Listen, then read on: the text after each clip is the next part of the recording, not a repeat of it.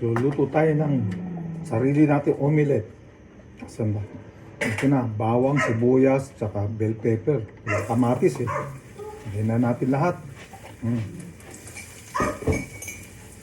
Hindi na natin lahat yan. Saan? Pera ng kwan, spatula ba yun? Pang ganon? Pera? Pang ano? Yan.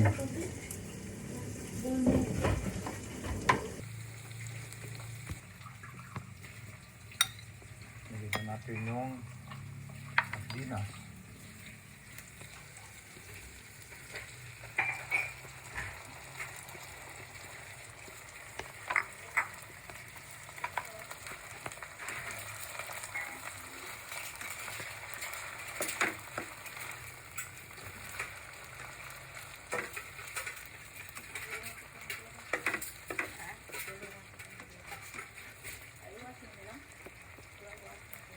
Nag-video ako ha. Tapos lagyan na natin yung egg.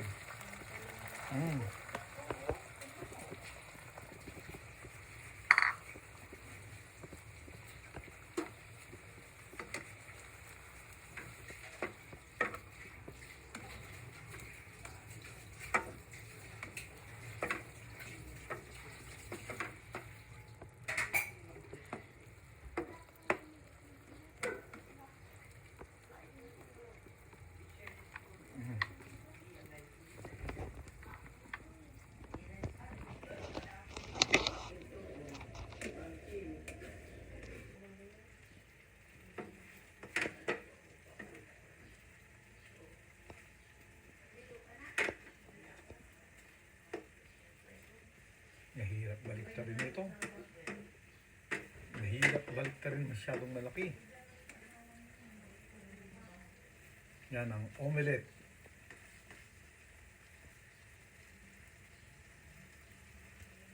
Makakaluto tayo ng 1,000 ways to cook omelette. 1,000 recipe omelette. Kahit na ano, basta itlog. Pwede.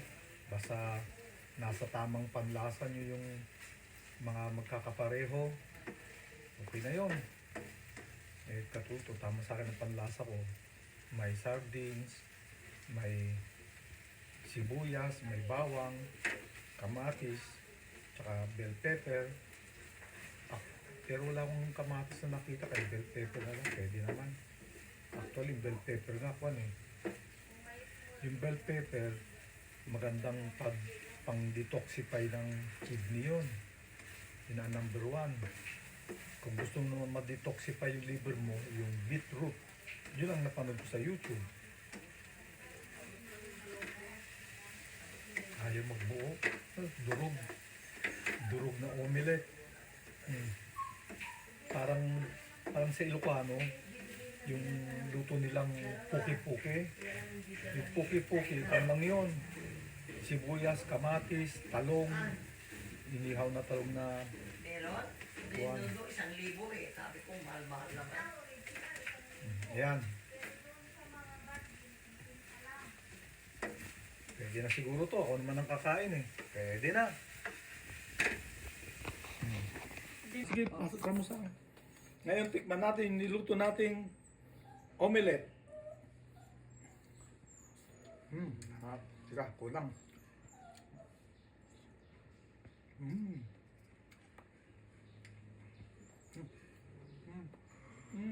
Sarap. Sarap. Sarap. Pwede na ako mag-asawa, marunong na ako magluto.